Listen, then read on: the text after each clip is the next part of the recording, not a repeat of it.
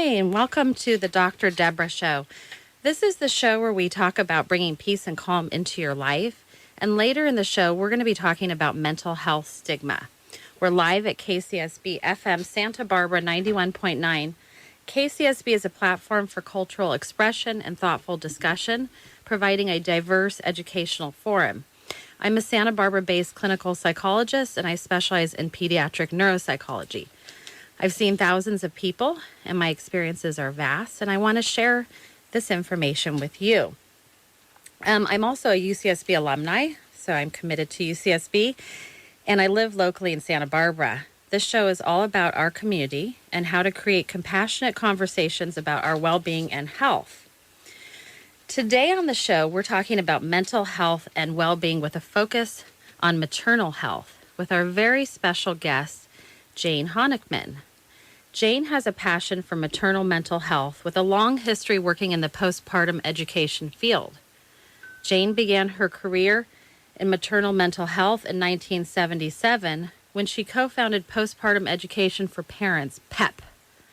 In 1981, Jane received a grant from the American Association of University Women to study the growth and dynamics of postpartum support groups. She was the executive director of the Santa Barbara Birth Resource Center in 1984, and Jane, in 1987, also founded Postpartum Support International, called PSI, after she organized a conference on women's mental health following childbirth. Welcome to the show, Jane. Thank you, Deborah. It's a pleasure to be here. I'm so excited to have you on. This is definitely a topic that's close to my heart, so I'm excited to talk about this. And I always like to explain why we're even on the air at 7 o'clock talking about mental health and stigma.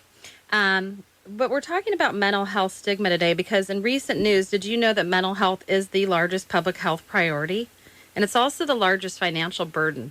That's of any health issue in the world, according to the World Health Organization and the World Economic Forum. The Centers for Disease Control report attitudes in a report called Attitudes Towards Mental Illness, found that stigma and embarrassment are two of the top reasons why people with mental illness or mental health issues do not seek help or medication. I always like to reinforce the idea that issues surrounding mental health affect people from all walks of life. So none of us are really not, able to understand that, I think. I like to talk a little bit about what is mental health because I think that idea is maybe confusing to people. I think of it as when we have a physiological balance, meaning our brain, our heart, all our organs are kind of beating and running at an even keel, and our thoughts are peaceful, and we can feel more of an inner peace. Jane, I was wondering, how would you describe mental health?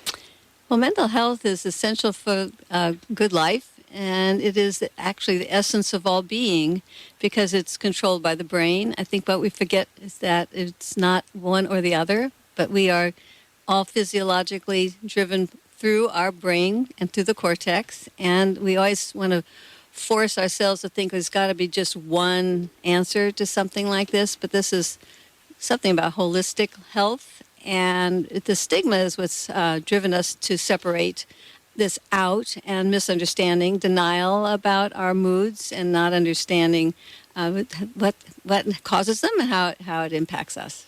That's such a great, I love your description. It's really all encompassing. I mean, and if we have mental health, I feel like it's the keystone, because it kind of culminates in all of these different areas that we're talking about. And I think you brought up a very important point about denial. I think denial is like the biggest human condition to face in some ways. Just to be aware of something, it doesn't mean you have to fix it, change it necessarily, but just even the level of awareness you might have about a topic is really healthy, and to have curiosity.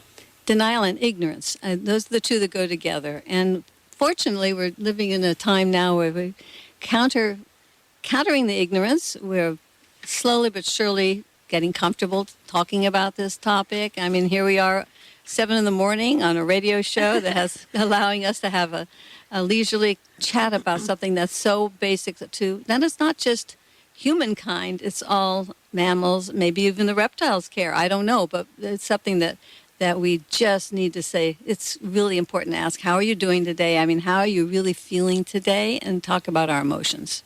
I know. I notice when people ask me how I feel, I always am aware that I'm usually going to say good or great or fine. And I've been trying to be a little more expansive with that because I think then we aren't being honest with ourselves too. I mean, it's Correct. nice to be cordial, but I think also it's okay to say, I'm having a really hard day today. Most people can relate to that. Yes, we often see it in people's body language anyway. When you have that cup of coffee in your hand and you're dragging yourself to your first class this morning, it's like, really? How are you feeling, really? And then I have what I call steps to wellness that we can maybe go over that Right. helps us determine whether or not we really are doing well. I love that. I will love to hear about that. Is that something that you want to explain now, or should we go a little further on? We can. I think that'd be good for prevention. Sure. Talk at the end about prevention. Absolutely. I mean, what I usually do is I kind of go through a couple different areas, and the first part is mental health stigma. The second part is mental health and maternal health, and then the third part would be prevention awareness through maternal health. So, like I said, we're exploring today the relationship between mental health and maternal health. I just like to go over what is mental health stigma because I know that word gets thrown around, and just to break it down, just simply, I chose two categories: there's social stigma and self stigma. I think a social stigma is when attitudes and discriminating behavior directed towards individuals with mental health problems happen as a result of maybe they were given a label, and also just how we learn about mental health through the media. I think is a big stigma too sometimes. Although this is a good avenue. And self-stigma is the internalizing by the mental health sufferer of their perception of discrimination, which I think is very common, where the person actually starts to believe everything that they hear from other people. So that's why it's so important to keep that conversation going with yourself. I think stigma can significantly affect feelings of shame, and it can lead to poor treatment outcomes. And studies have suggested that stigmatizing attitudes towards people with mental health problems are widespread and commonly held. So we need to take care of our mental health by being able to discuss our emotions, our thoughts, and our feelings within ourselves. I'm going to just play a little piece of music from our show last week with Peter Melnick called The Chill, and then I'll be right back to talk with Jane further about mental health and maternal health. So stay tuned. We'll just take a momentary break. Hi, and welcome back to the Dr. Deborah Show. We're live at KCSB FM Santa Barbara 91.9. This is the show where we talk about bringing peace and calm into your life. I'm a clinical psychologist with a specialty in neuropsychology. I'm also a UCSB alumni, and this is the show all about our community and how to create compassionate conversations about our well-being and health. We're here talking about mental health and maternal mental health, and I'm very excited to again announce our special guest, Jane Honikman. Jane co-founded the Postpartum Action Institute and was the executive director of Postpartum Support International. She's published many articles focusing on the role of postpartum support, maternal mental health assessments, and perinatal and postpartum mood disorders. Jane has given talks around the world, including Australia, Wales, France, New Zealand, Canada, and many more. So we're glad she's out there. Welcome to the show, Jane. It's a pleasure to be here, Deborah. Thank you. Thank you for coming at this early hour. Jane, I was wondering, how do you think that mental health and maternal health intersect? It's all the same because we all came from mothers, but we also were fathered. So even if you only think about it in terms of the heredity, you can't exclude the fact that there was a sperm and an egg and that we all come from a long lineage. And I think that we need to discuss that more. The fact that we do have ancestry in our gene pool and our DNA. We are programmed in many, many ways that we don't even actually think about. And that the field is actually epigenetics. Right. I know. I love the field of epigenetics. I'm always teaching my patients about that because, so epigenetics, in case you don't know what that is, the example I give is for domestic violence, because for many years we didn't understand why domestic violence was carried generation to generation to generation. And we thought that was just from witnessing it, which it is true. It does. That's how we learn, right? From witnessing, experiencing things. But we also found that those experiences get genetically encoded, which is very powerful. But the beauty behind what we've also found is you can unembed that from your DNA. So you can change your legacy, your ancestral legacy. And I love the idea of looking back and thinking, okay, what's going on here right through the Right. times. Did you know that according to the World Health Organization, about 10% of pregnant women and 13% of women who have just given birth do experience some kind of a mental health issue, what they would call mental disorder. I always try to use mental health issue. It's primarily depression. Developing countries actually have higher rates after childbirth. And in some severe cases, mothers' suffering might be so severe that they might even commit suicide. And in addition, the affected mother may not, cannot function properly. And then as a result, the child's growth and development may be negatively affected. So maternal mental health disorders are treatable. We have effective interventions that can be delivered even by well-trained non-specialist health providers. Jane, why do you think reducing mental health stigma is so essential? Oh, it's critical to the well-being of the world. I really think it's the essence of why we have war, why there's famine. Everything is related to the way we think and how we have thought. But I want to interject that it's not just about the mother. And the operative word really is parental mental health. You're right. You are right about that. And that statistically, just as many men suffer from postpartum depression as women, at least 10%. And this is the area that has been least discussed. And as a feminist, and I'm proud to say that I am, we have just sort of, as women, walked on and not looked beside us and talked to our partners enough. It's true. I mean, that's a word I know we were talking on the break that you were saying that you were introducing. And I know when I was giving a talk one time at a school about my research, they said, well, it's not just mothers, there's the father. So I guess what Jane's also saying, and you can correct me if I'm wrong, is that parental mental health is really what we're going to talk about. And I think what I'll do is I'm going to shift toward that terminology throughout the rest of the show so that we can transition right now. I think from the time we're children, we notice the differences in others, and we're taught to look at the world from the lens of our upbringing and the life experiences that shape us. And one way we're different is how we're wired, like a thermostat, on your house that regulates your temperature. And the changes we have occur in our brain, our nervous system, and our thoughts. Some of us are able to overcome the challenges easier than others, while others continue to struggle throughout their lives. And that's why we're here talking about the idea of mental health. And I couldn't agree more with you, Jane, that if we could have a more well-balanced mental health system and way of understanding ourselves and others, we could radically reduce war. Absolutely be a better world. No doubt about it. But let's just talk about our own villages.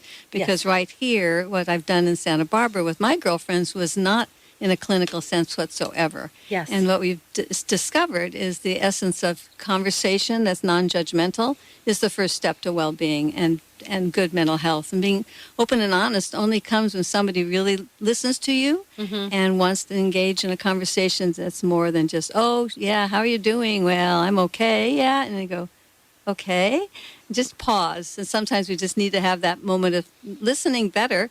And then there's body language, and we see people rushing around and trying to do too much, and our audience is really that population, which is probably hasn't had children yet, but we've all been parented, and we need to be able to have that conversation even with our parents. And I'm now a grandmother, so I can tell you that I've now witnessed these other generations of looking and listening and being open and honest about who we really are and where we come from. I think this is a wide variety. It's not just students, because anybody actually in the world can listen to this. They can go, just if you are listening and you want to share that, you can go on the website for KCSB and you just click and it just says live stream, so you can click.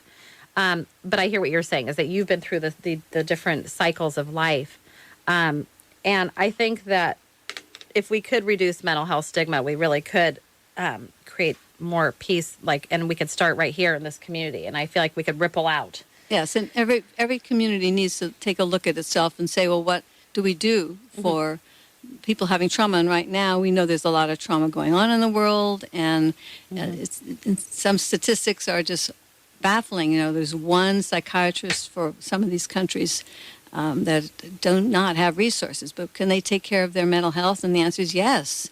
This can be done by us as lay people. Actually, conversationally. Conversation, I love that. So you don't have to be like a doctor or a mental health clinician to do and practice and think the way we're talking. I mean, I always, in my office, I always try to teach all my patients to be like mini psychologists, because really, I mean, if we get educated, we can understand what's even going on, and then we can do something. But you don't have to have any special degree to do this. No, but you have to be able to be comfortable. And I think that's another word we need to use. Perceptions of depression is often a line of thinking, because sometimes we see depression, we don't know that we're also looking at anxiety, because it's actually the same thing. Right. Just a flip of the coin, how it lands for you. But we're uncomfortable if we see somebody speaking on the street to nobody. Well, on the other hand, everybody's talking into their cell phones now, so that's sort of funny.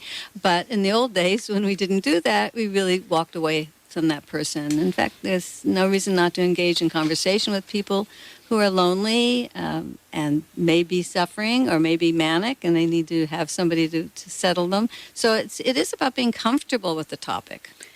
I kind of look at it like boogie boarding, but that's because I live in Santa Barbara. But I mean, it's or surfing. I mean, if you could imagine, you have to get out and catch the wave, and once you catch the wave, it gets kind of rough. Like, it's very uncomfortable. And I think most of us are we shrink, we kind of move away from uncomfortable topics or uncomfortable feelings or uncomfortable thoughts. And I think that I would encourage you, actually, there's a huge movement right now, and I agree completely, to actually welcome those. It doesn't mean you have to try to fix them. But, like Jane said, just to become more present. I think breathing is really helpful for that, just to take in a couple breaths and let things go for a minute and really look at the person, too. I think eye contact is really key. And we actually build mirror neurons when we talk to people, so our brain really likes that. And I'm really glad you brought up talking, because so often we just text. This generation that doesn't want to have a phone. I cannot emphasize enough how the brain responds and how healthy the brain is breathing through its chemical changes, and it's as if your lungs are inflating and not. If you don't have conversation, you really are shutting down. And so we need to do more conversation. But it has to be in context with over the phone. I mean, it works, but face to face is best.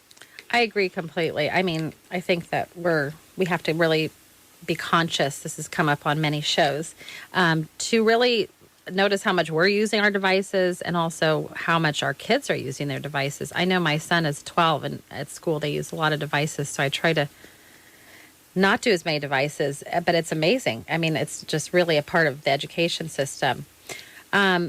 I think one of the main reasons for mental health stigma is that stigma is like a mark of shame. I mean, it's one of the greatest obstacles for an individual to overcome. But if we remember that through prevention, scientifically proven treatment methods, we could radically reduce suffering and the global financial burden we spend. And, remember, the labels stem from misinformation, isolation, and negative attitudes, from like a lack of understanding about a behavior, an appearance of communication, and then gets labeled as not normal, which leads to further rejection, and then an increase of mental health conditions. And also it's been linked to a worsening of health.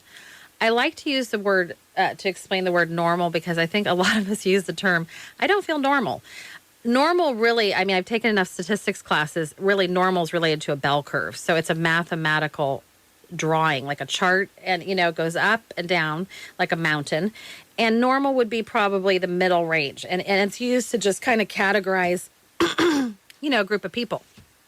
So I would encourage people to use the word health. Can I interject and say I like the word common? Common? What do you mean by common? Well, we can normalize things. We're using the word normal can be difficult. So it's a common thing to have mood swings. It's a common thing to have reactions. It's a common thing to be mad at one point or sad at another. Yeah. So I like to bring in words like the intensity of it, the onset of this feeling, and the duration. How long is it going on? Simple language like that. How long have you been feeling like this? I love that. And I'm such a proponent, or, I believe so much in simple. It doesn't have to be complicated. I'm a big person for logic and common sense, so yes. Yeah, so you're saying to talk more about it as, this is a common experience. That's right. And then maybe to think even for yourself or whoever you're thinking about, the intensity, the onset, meaning when did it start or when does it start, and the duration, meaning like how long does it last. Right, and we're going to go back to having the baby and being a parent. The beauty of pregnancy is they call it the window of opportunity. So those of you who have already gone down that road, you might be able to think, oh yes. Those of you who are thinking for one day you want to be a parent, it's another thing to, before conception, actually have these conversations with yourself and your partner, whoever it may be that's going to be the other half of this child to be, because it's an opportunity to have the conversation that we tend to not do, and we rush into things and think that, and the other is the expectations. It's all going to be wonderful. Exactly. Well, and I think I love the word opportunity. I use that word quite often too.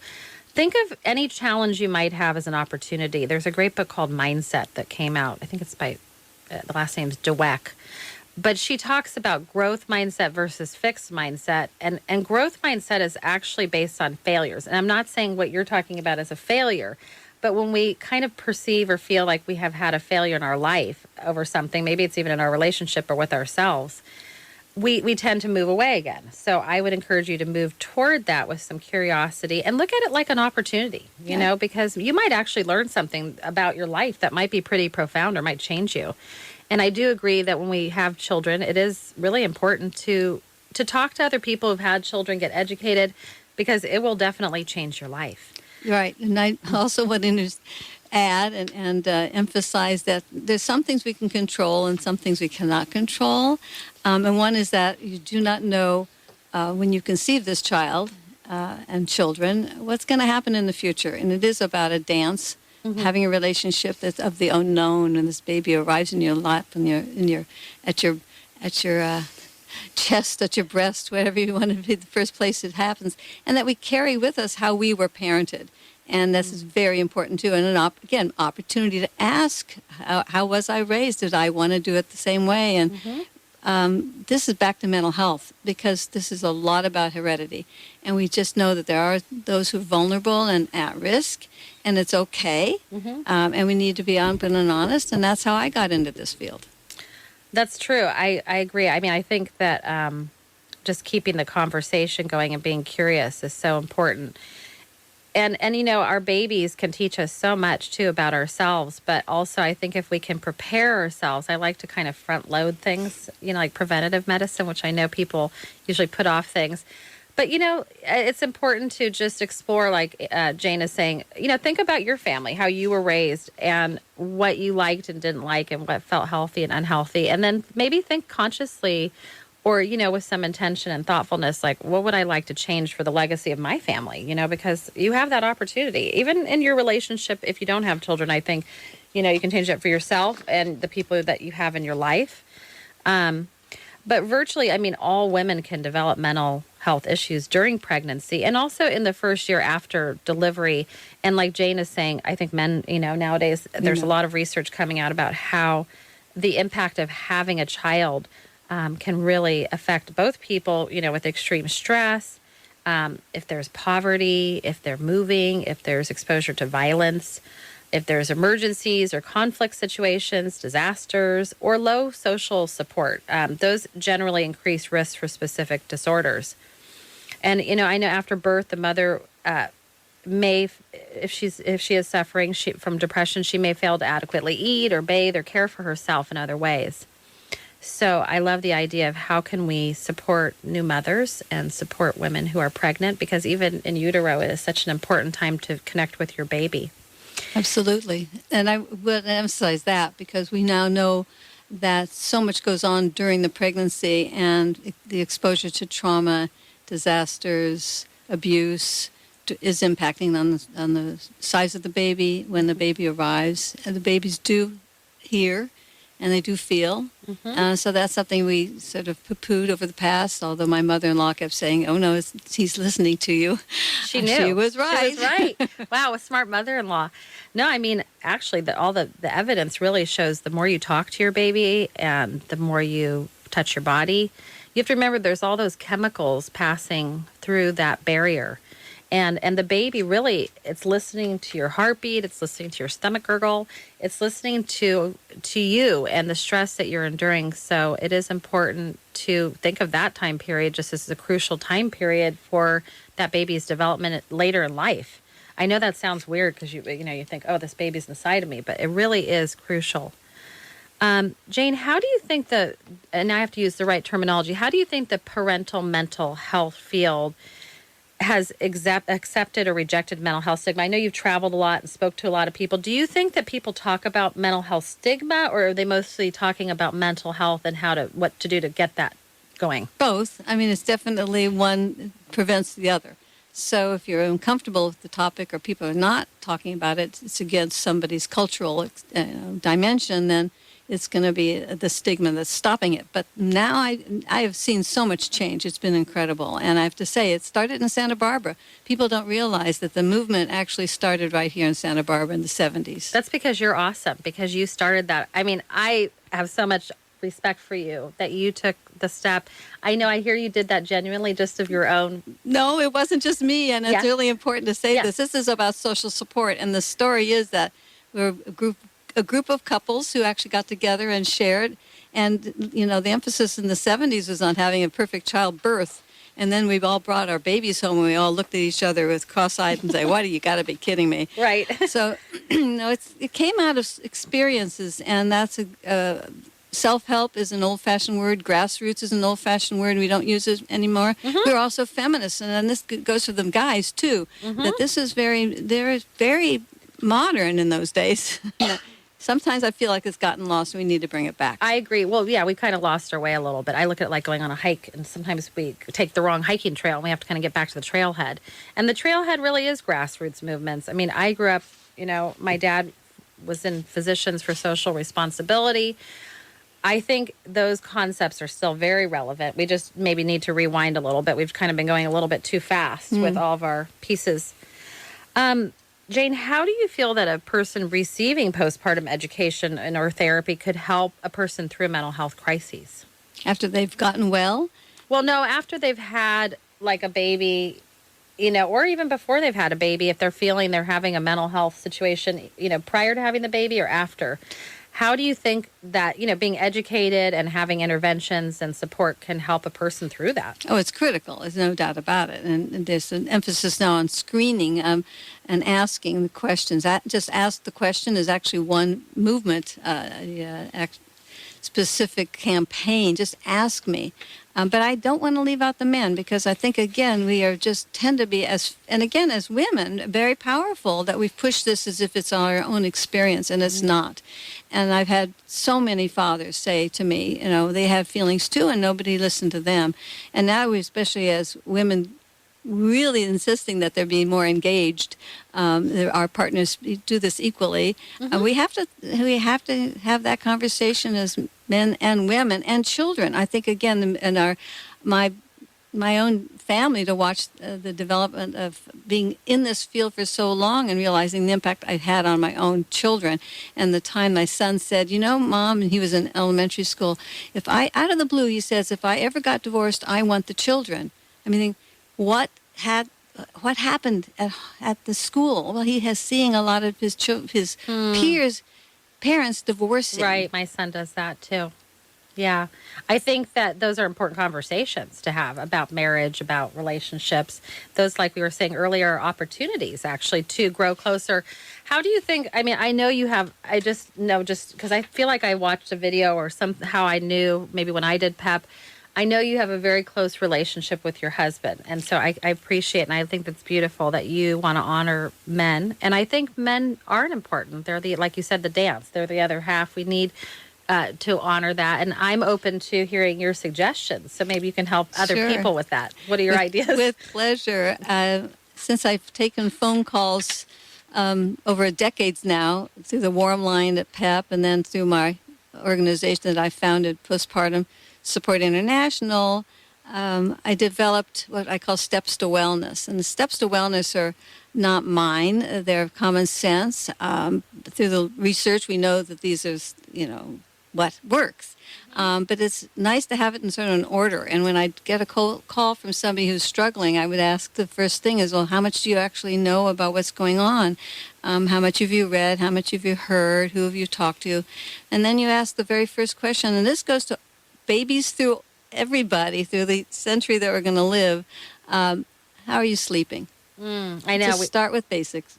It's so true. I know. And, I talk to my patients about this too, like sleeping, drinking water, eating. I mean, those are the things that I try to practice myself too. And I know one thing is that I am always trying to get more sleep and always being aware of my sleep. Right. And what kind of sleep?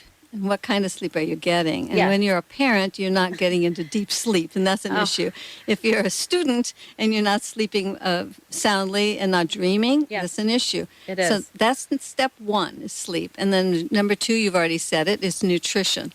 Nutrition is we just take it for granted that, I'm hungry, I'm going to put something in your mouth and swallow. Well, what is it that you're eating? Right. And for the pregnant and the postpartum couple, obviously the focus is on the mother if she's breastfeeding too, and pregnant. We talk about the woman's experience, but we just remember, what have you eaten and are you able to eat? Do you have an appetite? And the third one is moving your body, exercise. Sometimes we just call it. It's also time for yourself. So those are the three fundamentals of even evaluating whether you're depressed, and that's very important because we can start right there. And, it's okay to be depressed. I mean, we all have depression and anxiety. So those things are kind of a given. And you may notice like a seesaw if you have depression or feelings of depression. You might feel anxious that you have those feelings about depression, and then they kind of go back and forth. So, I think what Jane's saying ultimately is that we really can take care of our health and our mental health by just really paying attention to some of these basic foundations of what we're, eating, how we're sleeping. And also, I always am amazed with mothers how much sleep deprivation. I mean, I know just breastfeeding and all that, it's really disorienting. Well, it's a form of torture. There's no doubt about it. I feel like I still am not actually caught up from that. Yeah, it takes a while. It's nice to get old. I like being in my 70s. I'm really getting a lot of sleep finally. Nice. I know. Well, that's the thing is, I think you still need the sleep. It just maybe, it's finding the time. Can I continue with my steps to wellness? Sure. Because actually those are the three first, but the next ones people forget. And the next one's called, it's emotional support. Emotional support's who are a non-judgmental listener. So that you have somebody you can talk to about this. So they can also help you go back and take a look. Well, hey, how did you do last night? Have you slept? And, let's go have some food. Not necessarily that cup of coffee, but let's talk about that. But it's emotional support and how have you felt. And then the other one is practical support. And again, the focus if you've just had a baby and you're a new family, and every time you have a baby, you're another new family. So it goes on and on. But you cannot do this alone. And there's something called the universal message. The universal message is, number one, you're not alone. No matter how you feel that you are the only one suffering at this point, it's not true. There are others. But when you get depressed, you can't see that at all. Right. It reminds me of a vortex, like when you let the water out of a tub, it kind of sucks you in. Or, I was trained to look at it kind of like waves in the ocean. So I think if we can kind of notice the waves of, depression or anxiety or feeling uncomfortable, we can kind of meet the waves, but we have to notice the waves. Yeah, the second one is, and the universal message is, it's not your fault. It's not your fault. You're not alone, and you're not to blame because with these anxieties and depressions, you feel you are. You're the only one, and it's all your fault. You're a bad person. When you're doing parenting, you think you're a terrible parent, and that just spins out of control sometimes. But the third one is you will be well. This is treatable. It's no reason to suffer. You can get well. You don't have to go deep into these stages. If you can learn to feel that you're sinking or that you're overwrought. For me, it took me a long time to get well, and I was in my 50s before I finally got on medication. But I didn't have to stay on it for very long because, in fact, I surrounded myself with these steps of wellness, and I was saying it, but I wasn't implementing it for myself. That's another example about awareness. But it's validation that there is hope, and you are not alone, and that you're going to be fine. And then you want to perpetuate that by saying to other people, guess what? I'm feeling so well.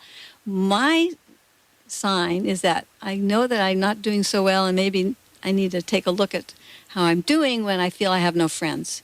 That's a sign that I think, oh, Jane, of course you have friends, but the cognitive is not strong enough. The cognitive thoughts. Yeah. Right. We start to kind of trick ourselves. It's like an illusion. Yeah, you sink, and so then you have to reassess. I want to speak to the women and the men about cycles hormones, and that you do need to understand moods do cycle, and men cycle as well. And then there's sex. We don't talk enough about sex. Right. All these things make a well person. It's the tiptoe conversation. And actually, sex is really important, too, just for our well-being. We release a lot of good chemicals. Yes, we sleep better. We sleep better. Yeah, I didn't think of it that way, but it's true.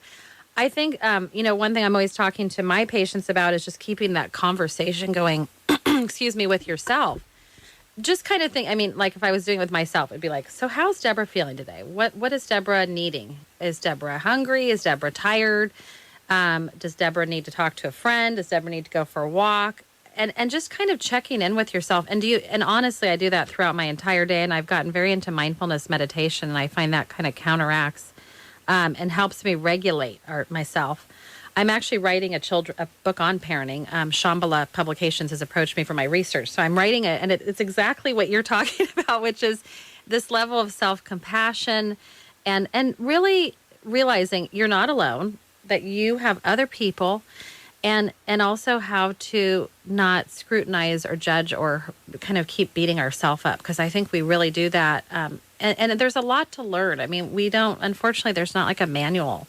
So there is a steps to wellness. Okay. And to keep it simple, yes, is you don't have to have a whole book. Yes. And because the last one, Deborah, is the referral to the professionals. Yes. Because there's a time when you realize you cannot help yourself anymore, and your friends can't help you anymore. And there's boundaries about that. And to be perfectly honest, when the time when my husband said, he lost his job, and we're having all these difficulties, everything's going on, and I had to say, I can't help you anymore. It's time to get help outside of us. And I remember his reaction was, well, who do I call?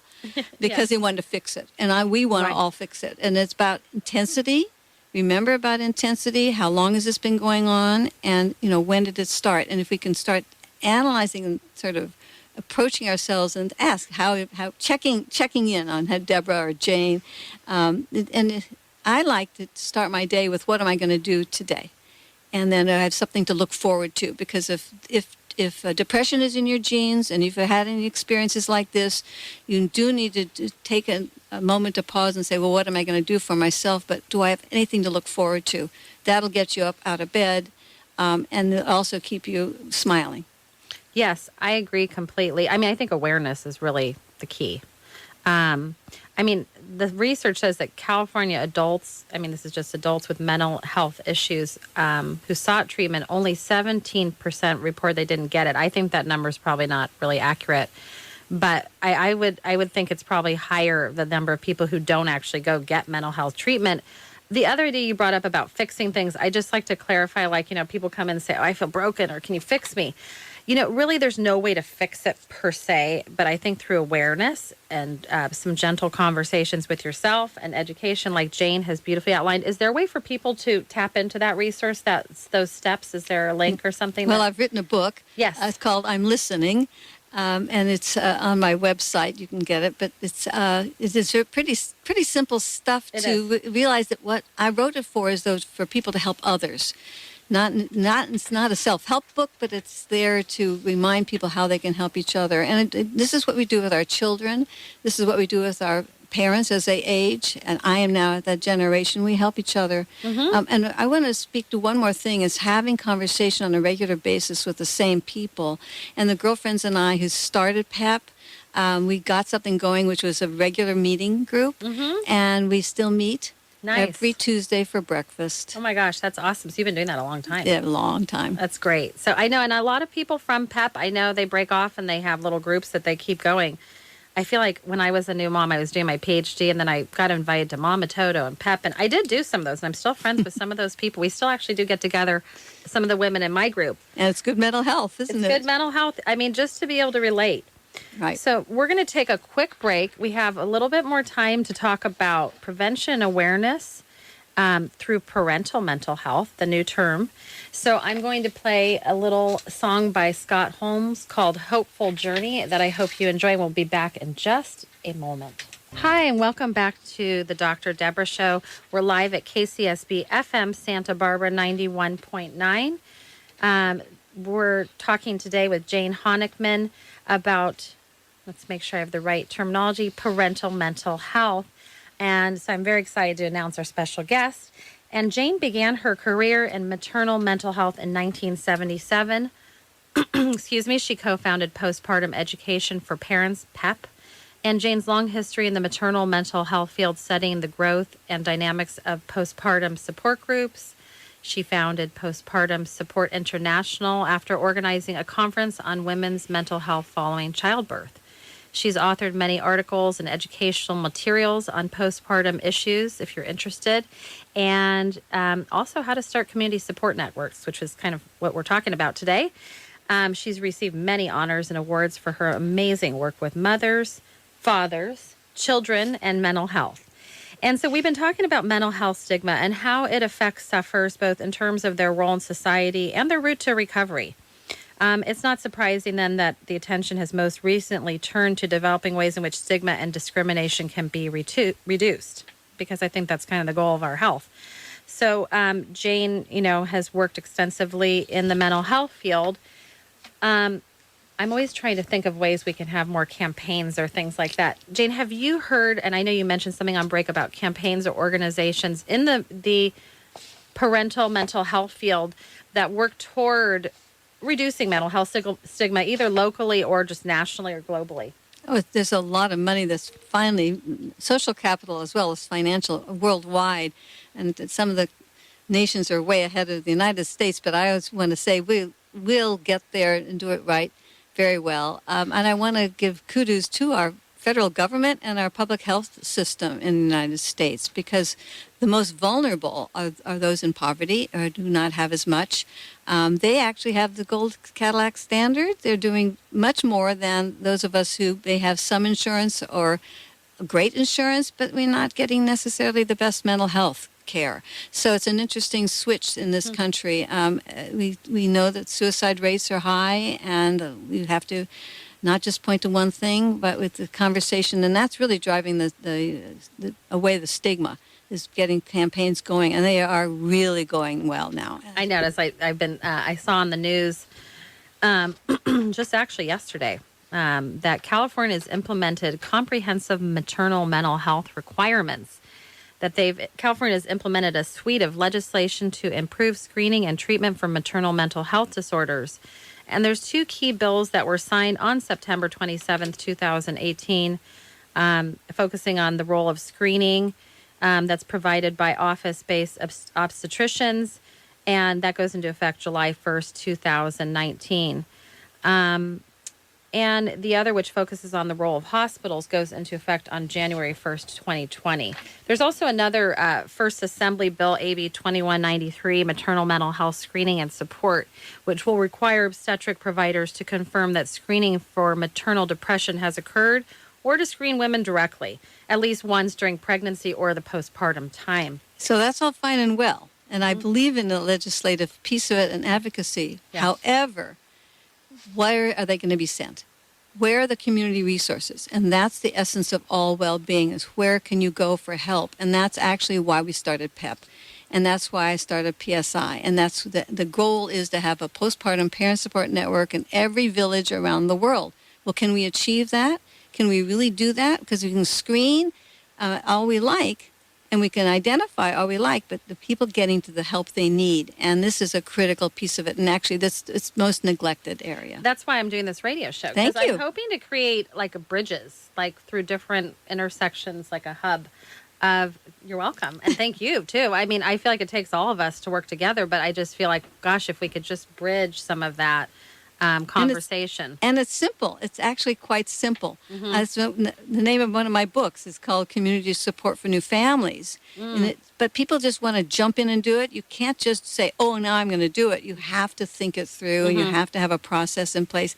And that's a workbook to help families and communities to do it for themselves, as we did in Santa Barbara 40 years ago. So that people can get that workbook on your website? Yep. Yep. Okay. Cool. Well, I think that we need to work together so we can create a supportive environment that can empower and care for the individual.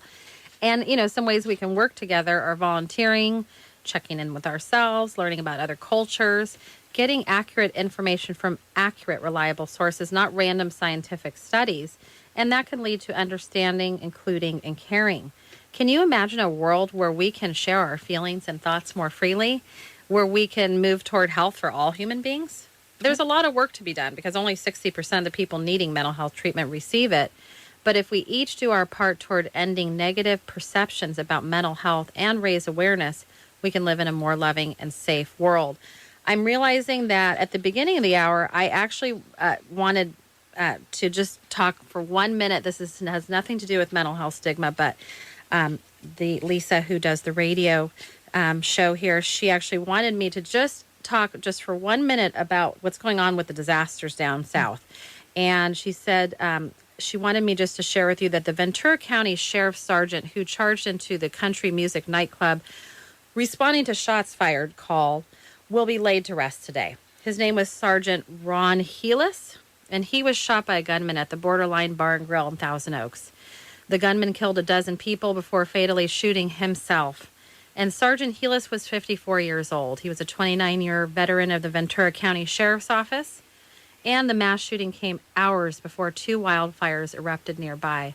It's been a really busy week for emergency responders, and we want to put a shout out to them and thank our emergency responders, many who've been called to all of these scenes, really working hard to keep our homes and our state safe. So, and I know that was very not related to maternal mental health, but it is. It is related.